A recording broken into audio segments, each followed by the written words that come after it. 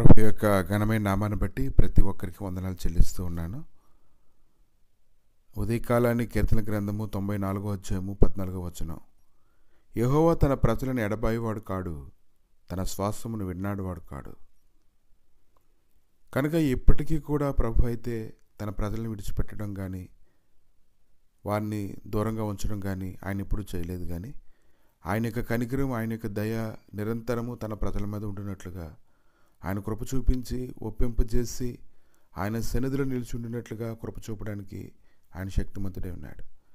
కనుక చాలామంది ఆలోచన చేస్తూ ఉంటారు, ప్రభు తనతో ఉన్నారా లేదా, ప్రభు తనను విడిచిపెట్టేశాడా, ప్రభు తనను జ్ఞాపకం చేసుకుంటున్నాడా లేదా అనే దాని గురించి అధికంగా ఆలోచన చేస్తూ బలహీనపడిపోతూ ఉంటారు.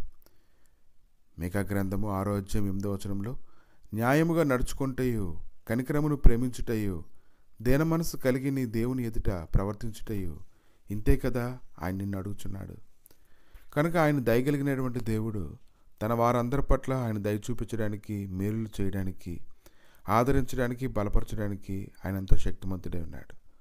కొలసలకు రాసినటువంటి పత్రిక 3వ అధ్యాయము 12వ వచనంలో, మీరు జాలిగల మనస్సును, దయాలత్వమును, వినయమును, సాత్వికమును, దీర్ఘశాంతమును ధరించుకోండి. కనుక ఈరోజు దయ చూపించడం అనేది ప్రతి ఒక్కరు కూడా చేయాలి. ప్రభువు ఎలాగైతే నీ ఎడల దయ చూపిస్తూ ఉన్నాడో, తనతో ఉన్నటువంటి వారందరి ఎడల కూడా ఆయన ఎలాగైతే కనికరాన్ని చూపించాడో, నీవు కూడా నీతో ఉన్నటువంటి వారందరి ఎడల దయ చూపించాలని ప్రభు కోరుకుంటూ ఉన్నారు. తీతుకు రాసినటువంటి పత్రిక 3వ అధ్యాయము 4-5 వచనాల్లో చూసినప్పుడు, మన రక్షకుడైన దేవుని యొక్క దయయు మానవుల ఎడల ఆయనకున్న ప్రేమ ప్రత్యక్షమైనప్పుడు, ఇంకా చాలా సంగతులు వాటిని ధ్యానిస్తూ ఉన్నప్పుడు, పరిశుద్ధాత్మ ద్వారా మనకు నూతన స్వభావం కలుగు చేయుటకు ఆయన మనల్ని రక్షించి మనల్ని బలపరిచి ఆయన ఎంతో కృప చూపించి నడిపించడానికి ఆయన శక్తిమంతుడే ఉన్నాడు. కనుక ఈ దినాన ప్రభు అయితే ఆయనకు పరిశుద్ధ రక్తంలో ప్రతి ఒక్కరిని విడిపించి వారిని కృపలో జ్ఞాపకం చేసుకుని వారిని ఎంతగానో బలపరుస్తూ ఉన్నాడు. కనుక ఎప్పుడైతే ఆయన నీ ఎడల దయ చూపిస్తున్నాడో, ఆయన కనికరం నీ మీదకు వస్తూ ఉందో, ప్రతి విషయంలో ఆయన నిన్ను స్థిరపరుస్తూ ఆయన గొర్రెపిల్ల రక్తంలో నీ వస్త్రాలను ఉదుక్కొని తెలుపు చేసుకొని ఇంకా నువ్వు ఉన్నతంగా ఉండాలనేటంత గొప్ప ఆసక్తితో అతను నిన్ను పరిశుద్ధపరుస్తూ ఉన్నాడు. ఆయన దయ నీ ఎడల అత్యధికంగా కుమరించబడ్డాన్ని నువ్వు గ్రహించుకోగలగాలి.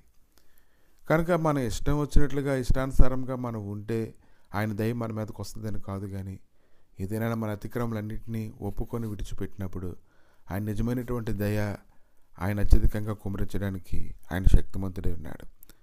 కాబట్టి అంత నిజమైనటువంటి ప్రేమని ఉదయకాలాన్ని కానీ నువ్వు గమనించుకున్నట్లయితే, ఆయన దయ చూపించడం అనేది ఆయన బలహీనత కాదు. కానీ ఆయన తప్పు చేసినటువంటి వారి ఎడల నిర్లక్ష్యం అయితే చూపించడు. కానీ ఆయన ఖచ్చితంగా వారిని పరిశుద్ధపరిచి మరలా వారిని ఒప్పింపజేసి ఆయన సన్నిధిలో నిలవబడ్డానికి ఆయన కృపనిచ్చేటువంటి వాడై ఉన్నాడు. కాబట్టి దేవుని యొక్క వాక్కు అప్పట్లో అంత త్వరగా ఎవరికి వచ్చేది కాదు. కానీ ఇప్పట్లోనైతే ప్రార్థన చేసేటువంటి వారు అందరి విషయాలను కూడా కాపర్లేని గొర్రెల వలె విసిగి చెదిరి ఉన్నారని ఆయన చూచి ఆయన కనికరాన్ని బట్టి చిన్నపిల్లల వలె ప్రతి ఒక్కరిని ఆదరించి బలపరుస్తూ ఉన్నాడు. కాబట్టి ఈ దినాన ఆయన దృష్టిలో మనం ఏమై ఉన్నామో మనం గ్రహించుకోగలగాలి. మళ్ళీ మనం అలాగే చూసుకోగలగాలి. మన హృదయం ఎల్లప్పుడూ కూడా మన మీద నింద మోపుకుంటున్నట్లుగా దైవ సన్నిధిలో పరిగెత్తేటువంటి వారుగా ఉండాలి. కనుక వేషధారణ అనేది, బయటికి కనబడకుండా జీవించేటువంటి జీవితం అనేది, అది రహస్యంగా జీవించేటువంటి జీవితాలన్నీ దైవ సన్నిధిలో ఒప్పుకోగలగాలి. వాటిని విడిచిపెట్టగలగాలి. ఆయనదైన సమృద్ధిగా పొందుకోగలగాలి. అప్పుడు నీవు పరిశుద్ధపరచబడతావు. ఆయన యొక్క రక్తము నిన్ను పరిశుద్ధపరిచి ఆయన సన్నిధిలో నిలబెట్టడానికి, గొప్ప కృపను పొందడానికి అది నీకు సహాయంగా ఉపయోగపడుతుంది. ప్రభా, మీ దయగలిగిన హస్తాలకి ఉదయకాలాన్ని అప్పగించుకుంటుండగా నీ దయని బట్టి జీవిస్తున్నారు ప్రభా, నీ దయని బట్టి నాయన బ్రతుకుతున్నారు తండ్రి. నాయన ప్రతి ఒక్కరూ నాయన ఒక ప్రత్యక్షత కలిగి ఆ ప్రత్యక్షతలో ముందు కొనసాగించడానికి గాను నీ గొప్ప కృపా సమాధానం, నీ మహిమ సన్నిధి నాయన తోడుగా ఉంచి నాయన నీ యొక్క దయ ప్రభు ఆయుష్కాలం అంతా నాయన ఉండినట్లుగా కృప దయచేసి నీ మహిమతో నింపి నడిపించి బలపరిచి మీరే మహిమగంత ప్రభావాలు పొందమని, నీ శాశ్వతమైన సన్నిధి మొదలుకొని సదాకాలం తోడుగా ఉంచి నడిపించమని యేసుక్రీస్తు నామములు అడిగి వేడుకుంటున్నాము తండ్రి. ఆమేన్.